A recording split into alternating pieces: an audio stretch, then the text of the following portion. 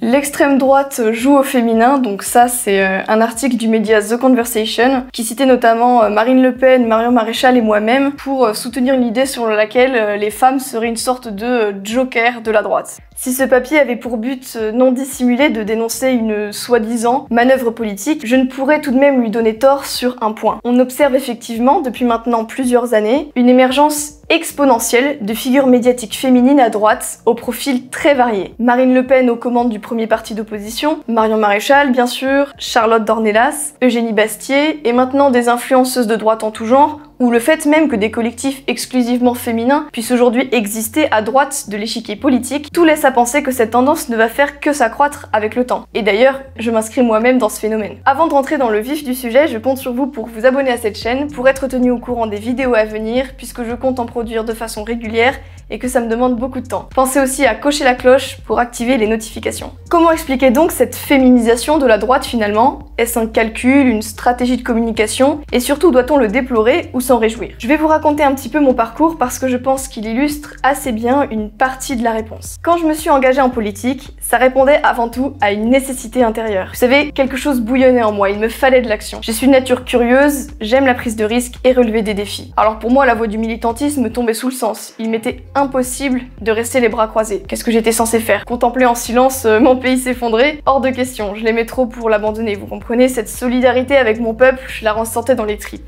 Et si je pouvais avoir beaucoup d'estime et de respect pour des femmes comme Marion Maréchal qui avaient effectué cette démarche avant moi, leur exemple n'a pas été le déclic qui m'a poussé à m'engager. Je n'aurais eu honnêtement aucun problème à militer pour un parti ou un mouvement sans représentante féminine. Plus le temps passait au sein de GI, plus mon attrait pour la prise de parole augmentait. J'aime bien bousculer les gens, vous savez, c'est un peu ça quand on est jeune. J'avais envie d'y aller et personne ne m'a poussé à m'exposer. Bien sûr, je véhiculais aussi une image positive pour le mouvement, et j'étais très fière qu'on m'accorde cette confiance. Cependant, je n'ai pas cherché à être porte-parole. C'est quelque chose qui m'attirait bien sûr, mais pour plus tard. J'ai endossé mon rôle avec beaucoup de fierté, mais je ne pensais pas l'avoir à 21 ans. Et le 13 juin, place de la République, je monte sur une cheminée face à la manifestation du comité Adama, fumigène à la main, tout s'enchaîne très vite, la photo tourne massivement sur les réseaux sociaux et je me retrouve propulsée dans un tourbillon médiatique auquel je ne m'attendais pas. Vous savez, cette qualification d'égérie, ma place de porte-parole, ce n'est pas GI qui me l'a donnée en premier lieu. Pas du tout, ce sont les médias. C'est Libération par exemple. Moi je n'avais rien demandé et j'étais militante au même titre que les autres. Alors quand ils se sont mis tous là à qualifier mon rôle de stratégie, ça m'a fait bien rire, c'est assez ironique. C'était plutôt à moi de les remercier de me l'avoir donné. Pourtant nous étions 14 sur ce toit.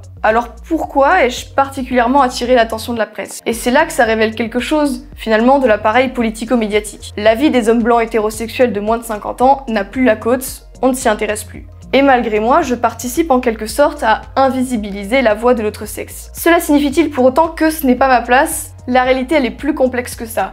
Oui, la parole des femmes, elle est clairement davantage mise en avant dans le débat public. Pour autant, si on voit moins d'hommes, c'est aussi en partie parce qu'ils ne s'investissent presque plus en politique, essentiellement à cause de la dépolitisation massive. Et malheureusement, à cause d'un certain manque de courage aussi, il faut le reconnaître. S'engager, c'est prendre le risque de se prendre beaucoup de coups, pour finalement des rétributions qui ne sont pas exceptionnelles non plus. Donc si je ne m'engageais pas, si je ne faisais pas le choix, si je n'acceptais pas de m'exposer médiatiquement, quelqu'un l'aurait-il fait à ma place? Eh bien, pas forcément. Un autre facteur me semble déterminant dans cette prise d'assaut de la politique par les femmes. Parce que celles-ci sont de plus en plus concernées par une thématique qui pendant longtemps était restée une préoccupation masculine, celle de la sécurité. Explosion du harcèlement de rue et des agressions sexuelles liées à l'immigration, et des hommes dévirilisés qui ne les défendent plus, il est donc logique, finalement, que la langue des femmes de droite sur ce sujet se délie. Et puis, il faut le dire, nous les filles, on a quand même tendance à s'exposer plus facilement sur les réseaux sociaux en général, ce qui semble être moins naturel chez les garçons. Mais du coup, cette féminisation de la droite, est-ce un plus ou un moins? Je vais vous partager mon point de vue. D'ailleurs, n'hésitez pas à me partager le vôtre en commentaire, ça m'intéresserait de voir ce que vous en pensez également. Pour ma part, si je me suis engagée, c'est parce que j'ai l'ambition que nous puissions changer les choses.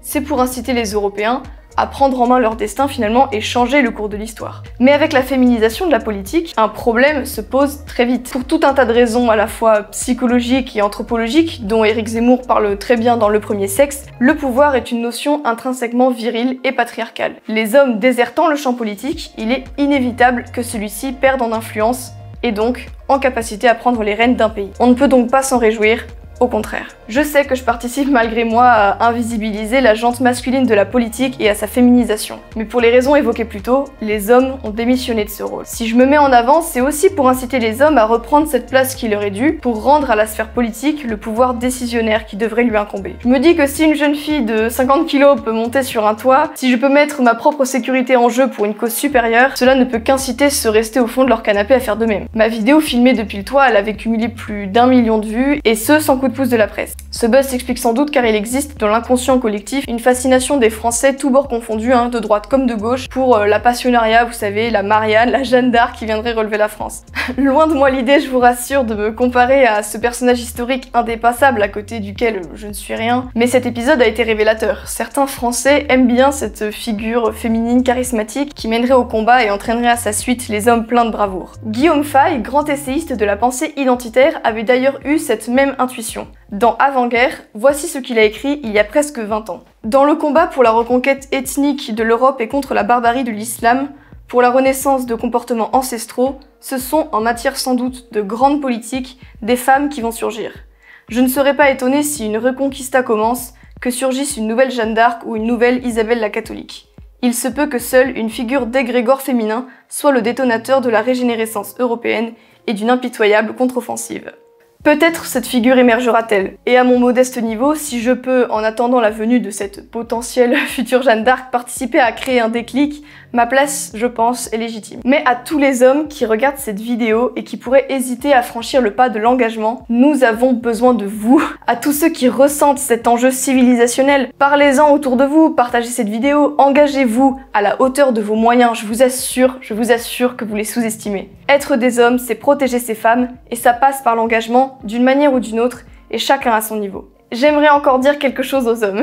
Nous ne pourrons jamais occuper la place vacante que vous avez laissée derrière vous. Nous avons besoin plus que jamais de rendre à la politique ses lettres de noblesse, et cela passera par vous. Ne pensez pas que nous pourrions parvenir seuls, nous les filles, à changer le cours des choses parce que vous nous voyez nous exposer sur les plateaux de télévision. Si nous le faisons, c'est parce que nous espérons vous entraîner avec nous. Nos places sont toutes deux essentielles, mais elles ne sont pas interchangeables. Et le coup de pouce qu'il nous manque, il repose sur vos épaules. Ensemble, complémentaires, depuis plus de 1000 ans et pour encore bien plus que 1000 ans, et ça, aucune loi progressiste ne pourra jamais le changer.